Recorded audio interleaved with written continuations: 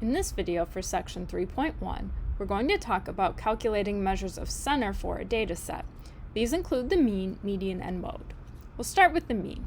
To calculate the mean, you add all the values and you divide by the number of data values that you have.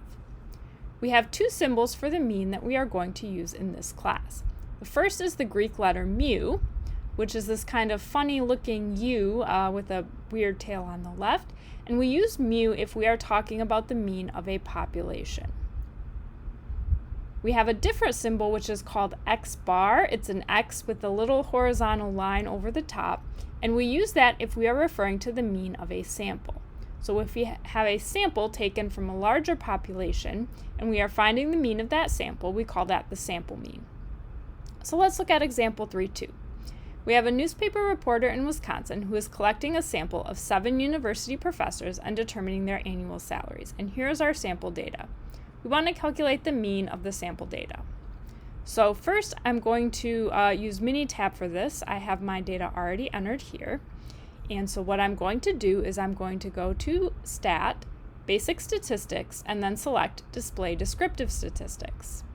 Select the column that contains the data that I want to calculate statistics about, click Statistics, and then check the ones that I want. I only want the mean for now, so I can uncheck all of the other boxes, or a quicker way to do that would be to change this to none, and then go back and check the mean, click OK again, and here is my mean, 170,571.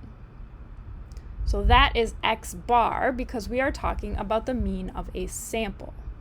So I would write x bar, or if it's a homework problem, I might see x bar, and that value was 170,571.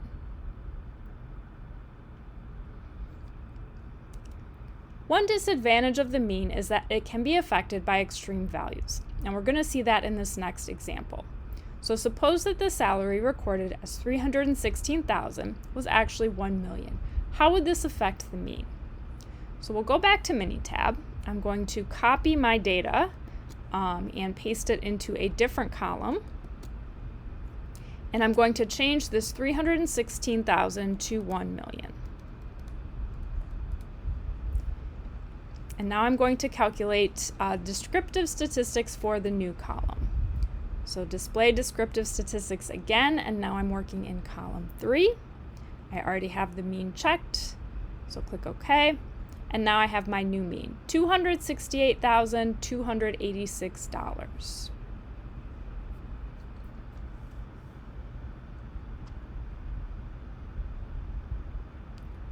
So what happened here is that the mean changed quite a bit. It went up almost $100,000. And it also went up to a value that is not very representative of the rest of the data. So if I look at this data set, if this is 1 million, that's the only value that is actually greater than my mean. The rest of the people have salaries mostly in the 100,000 range. We have one a little bit above in 204, and then one a little bit below in 98. But this value is not very representative of the rest of the data set. It's much greater. So now we're going to look at the median. So when we calculate the median, we arrange data values in order from least to greatest, and the median is the middle value. If there are two middle values, then we take the mean or the average of them. So now we're going to calculate the median of our same set of 7 salaries, our original set with 316. So I'll go back to Minitab and calculate my descriptive statistics again, going back to column 1. And now I'm looking for the median. And the median is $155,000. So this one, you could also calculate it by hand if you wanted to. This one wouldn't be too difficult because there's only 7 values in my data set, but in a larger data set, it's going to take a while to calculate by hand. So Minitab can be very useful. So that's my median. In the homework, you will see they use a capital M for median, so that is used sometimes. Not always, but that is a symbol that could be used for median. If our data set is symmetric, That means that the data is evenly spread on both sides of the center, and the mean and median will be about the same. So that's this picture on the right here. If the data set is not symmetric and it has a tail on one side, then we call it skewed. The direction of the skew is the side that the tail is on. If the tail is on the right, it is skewed right. If the tail is on the left, it is skewed left. So here is my tail in this graph. Kind of looks like a tail for an animal, I guess. On the right of the graph, and then my tail here on the left side would be this right here. This would be the tail. So right skewed means the tail is on the right. It does not mean that the peak of the data is on the right. That's easy to get confused. So the tail pulls the mean in the direction of the tail, and we have this saying, the mean follows the tail, to help us remember how this works. So if it is right skewed and the tail is on the right, it's going to pull the mean so that it is greater than the median. If the tail is on the left, that's going to pull the mean so that it is less than the median. And so what's happening here is that the mean is getting further away from this peak of the data. This is where most of the our subjects would fall into, is this peak area. And the mean is further away from the peak area because the tail is pulling it away from that. If we have a symmetric data set, we would use the mean as our measure of center. We can also use the median, but you'll see in the homework they will tell you to use the mean instead of the median if it is symmetric. If the data set is skewed, we use the median instead, because the median is a better representation of this peak of the data set. So one thing to pay attention to when you're looking at like news articles and statistics is if they are using a mean or a median.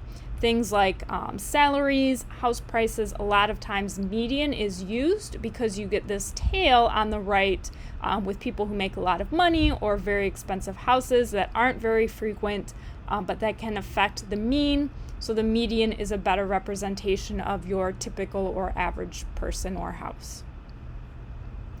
So example 3.5, we're going to again look at our data set with the salaries, if the 316 is actually 1 million, and see how that affects the median.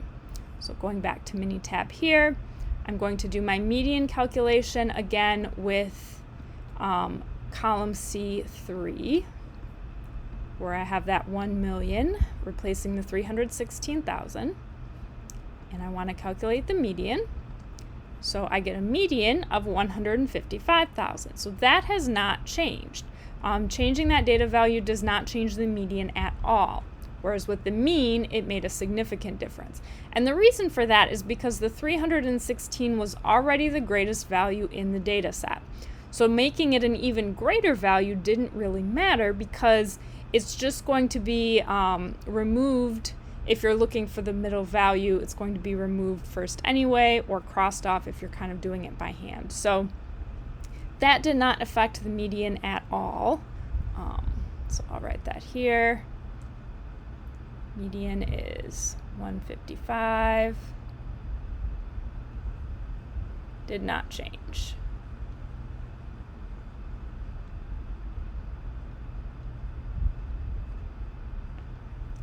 Our final measure of center is the mode, and the mode is the data value that occurs most frequently.